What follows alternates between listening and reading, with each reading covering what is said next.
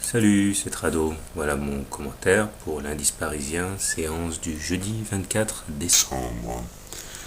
Alors, la séance d'aujourd'hui a permis de confirmer l'existence de ce grand canal mauve hypothétique qui a été tracé déjà il y a de nombreuses semaines.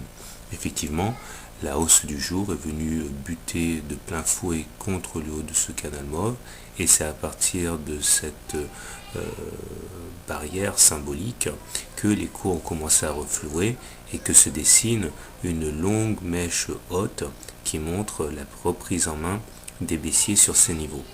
Et il y a fort à parier pour que ce trade était dans l'œil de pas mal de traders, ce qui montre la débandade au contact de cette résistance.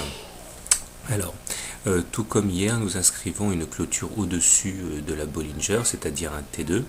Malheureusement, les Bollinger ne divergent toujours pas, ce qui me laisse un petit peu perplexe par rapport au gain de volatilité qu'on pourrait avoir sur cette configuration. Il demeure que nous sommes bien en train de clôturer in extremis au-dessus de la résistance de 3916. Bon, c'est pas une clôture réellement convaincante, mais à quelques points près, nous sommes au-dessus de cette résistance. Les indicateurs techniques sont plutôt bons, puisque le stochastique est toujours en zone de surachat au-dessus de son signal, le momentum est toujours vert, et le MACD également croît au-dessus de son signal, ce qui montre les bonnes dispositions de l'indice parisien. Il semble bien que nous ayons droit à un rallye de fin d'année. Alors, comment trader l'indice parisien demain?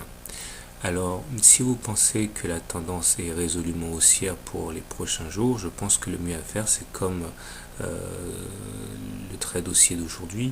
Je pense que le mieux à faire est donc de surfer sur les clôtures en dehors des Bollinger, à savoir entrer au contact de la Bollinger supérieure, stop loss en cas de clôture à l'intérieur des Bollinger. Objectif, eh bien, des objectifs dynamiques comme dans un premier temps transpercer le canal mauve.